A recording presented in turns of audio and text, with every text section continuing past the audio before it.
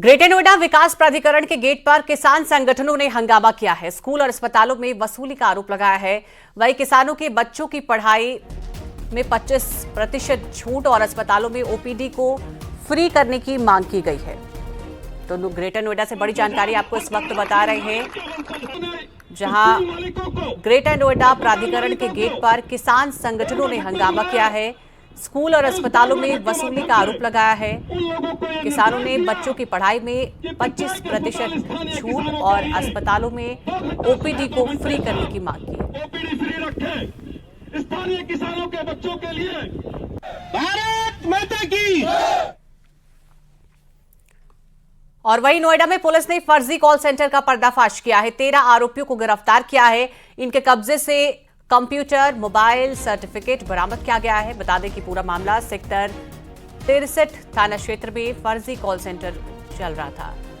Distributor channel नाम भारत नाम से कंपनी चल रही थी। प्रोडक्ट्स का सोशल मीडिया पर प्रचार और प्रसार, डिस्ट्रीब्यूशनशिप देने के नाम पर धोखाधड़ी कर रहे थे। जम्मू के एक शख्स ने इसकी शिकायत की थी, जिसके बाद पुलिस ने कार्रवाई की। पीड़ित के साथ 4,86,000 की धोखाधड़ी हुई। ये लोगों ने सैकड़ों लोगों के साथ ऐसा फ्रॉड किया है। थाने पे लगभग 10 से 12 कंप्लेंट्स हमको मिली थी और इनके जो भी ट्रांजैक्शंस हम लोग को अकाउंट से मिलेंगे, हम लोग उनमें भी जानकारी करेंगे और अन्य जो पीड़ित हैं हम लोग उनको भी अपनी केसदारी का पार्ट बनाएंगे।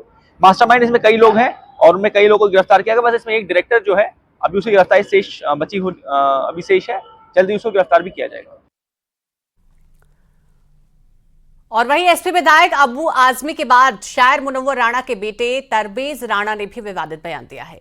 तरबेज ने कहा है कि औरंगजेब ने 48 साल तक राज किया। अगर उन्होंने हिंदुओं का कत्लेआम किया होता तो इतने लोग बचते ही कैसे? अगर उन्होंने मंदिर तोड़े होते तो 48 साल तक टिकते कैसे? आज के दौर में बुलडोजर का इस्तेमाल किया जा रहा है, लेकिन तब उनके पास 48 साल थे। औरंगजेब ने 48 साल में अगर वो हमारे हिंदू भाइयों का कत्लेआम करता तो कितने कर लेता? रह जाते हमारे हिंदू भाई। अगर वो खुदा न करे हमारे मंदिर शहीद करता तो क्या हमारे मंदिर बचते? 48 साल में यहाँ 10 साल की हुकूमत नहीं है, कितनी जगह बुलडोजर चल गया।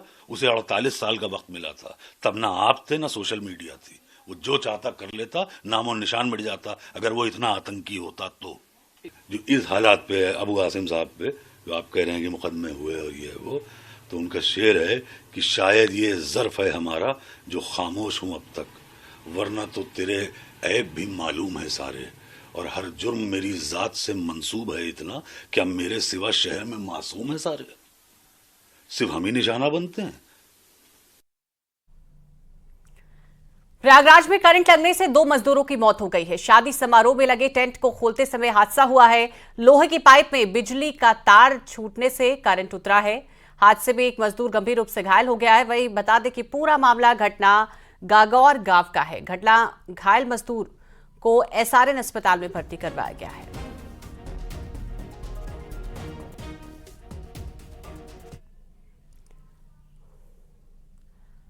और सीतापुर में अंडे से भरा ट्रक सामने से आ रही कार को बचाते समय बेकाबू होकर पलट गया।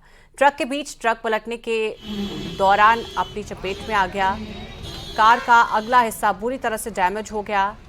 और बता दें कि पूरा मामला घटना NH30 का है। हादसे के बाद हाईवे पर आना जाना बंद है। सूचना के बाद पहुंची पुलिस ने क्रेन की मदद से ट्रक को साइड में कराया। वहीं हादसे के बाद लोगों में अंडा लूटने की होड़ मच गई।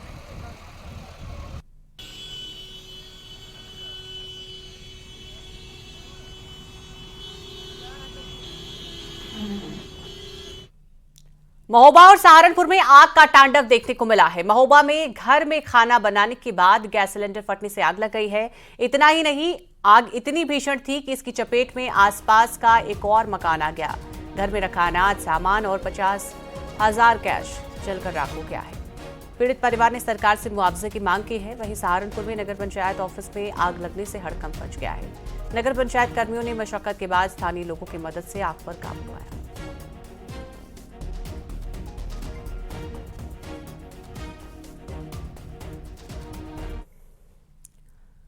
मऊ में लखनऊ बलिया हाईवे पर हादसा हो गया है। तेज रफ्तार टेंपू बेकाबू होकर पलट गया। हादसे में 6 लोग गंभीर रूप से घायल हो गए हैं, जिसमें 3 की हालत नाजुक बताई जा रही है। फिलहाल सभी घायलों को हायर मेडिकल सेंटर भेजा जा रहा है।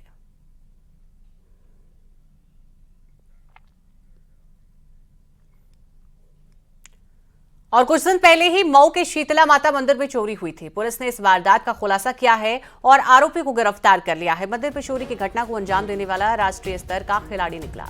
पुलिस के साथ हुए एनकाउंटर में आरोपी दीपक राय को पुलिस ने गिरफ्तार किया है और उसके पास से चोरी का सामान बरामद किया है। प्रसिद्ध मंदिर है शीतला माता मंदिर। ये कौन डाला यार, गजब आदमी। बड़ी और सनसनीखेज चोरी की घटना हुई थी, जिसमें 50 नग ज्वेलरी चोरी गए थे, जिसका अभियोग कोतवाली नगर में पंजीकृत किया गया था। आज पुलिस को एक बहुत बड़ी सफलता हाथ लगी है। उस मामले का खुलासा किया जा रहा है, जिसमें 50 नग जो चोरी गए हैं उसमें से 41 नग बरामद हुए। सर ये कौन है, कहाँ का रहने वाला है, इसमें एक अभियुक्त जो है वो दीपक राय निवासी ग्राम बेटावर कला, थाना जमनिया, जनपद गाजीपुर को गिरफ्तार किया गया। और आगरा कोर्ट में आज ताजमहल से जुड़े एक वाद में सुनवाई हुई है। योगी यूथ ब्रिगेड के प्रदेश अध्यक्ष कुंवर अजय तोमर ने दावा किया है कि ताजमहल भगवान शिव का मंदिर है। मुगल आक्रांताओं ने मंदिर को तोड़कर उसका मुख्य ढांचा बदल दिया था। उन्होंने मांग की है कि ताजमहल में जल और दूध से अभिषेक की अनुमति दी जाए। ताजमहल नहीं, वो ताजो महालय है, जिस पर जस्टिस मृत्युंजय श्रीवास्तव ने कहा है कि सुप्रीम कोर्ट की रोक के चलते अभी ऐसे मुद्दों पर फैसला नहीं दे सकते हैं। अगली सुनवाई 10 अप्रैल को होगी। सुप्रीम कोर्ट को भी ये हिंदुओं की आस्था का, हिंदुओं की जन भावनाओं का ध्यान रखना चाहिए।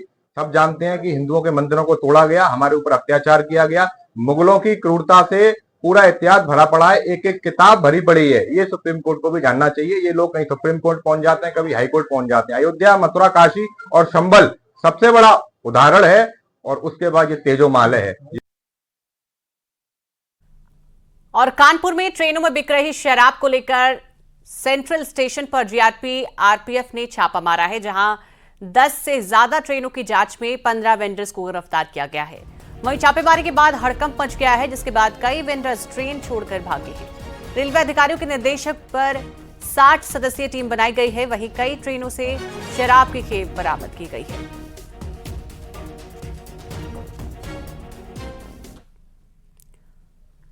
और वहीं हरदोई में सड़क सुरक्षा को लेकर एसपी ने कड़ा रुख अपनाया है। वीडियो जारी कर दोपहिया वाहन चालकों को हेलमेट पहनने की हिदायत दी है और पुलिस कार्यालय से बाहर जांच अभियान चलाया गया है। इस दौरान बिना हेलमेट आने वाले 11 पुलिसकर्मियों का 1,000 रुपए का चालान काटा गया है। बता दें कि हरदोई में पिछले करीब 2 महीने में 203 हादसों में 101 मौतों की खबर सामने आई है। एसपी ने स्पष्ट किया है कि बाइक चालकों के साथ पीछे बैठने वालों को भी हेलमेट लगाना जरूरी है। श्रीमान पुलिस अधीक्षक महोदय, जनपद हरदोई द्वारा सभी हरदोई वासियों से अनुरोध किया गया कि आप सभी यातायात नियमों का पालन करें। अगर आप मोटरसाइकिल का प्रयोग कर रहे हैं तो हेलमेट पहन के जरूर चलें। इसी क्रम में आज महोदय के आदेश पे एक आकस्मिक चेकिंग पुलिस कार्यालय में कराई गई, जहां यह पाया गया कि 8 पुलिसकर्मी और 3 अन्य पब्लिक के लोगों द्वारा मोटरसाइकिल का प्रयोग किया जा रहा था, परंतु उनके पास हेलमेट नहीं थे और वो यातायात नियमों का उल्लंघन कर रहे थे। इन सभी 11 मोटरसाइकिलों का नियमानुसार चालान किया गया व जनपद हरदोई के सभी पुलिसकर्मियों को निर्देशित किया जाता है कि आप अगर मोटरसाइकिल का प्रयोग कर रहे हैं तो आप हेलमेट पहन के जरूर चलें और यातायात नियम का पालन करें, अन्यथा आपके विरुद्ध कठोर दंडात्मक कार्रवाई अमल में लाई जाएगी।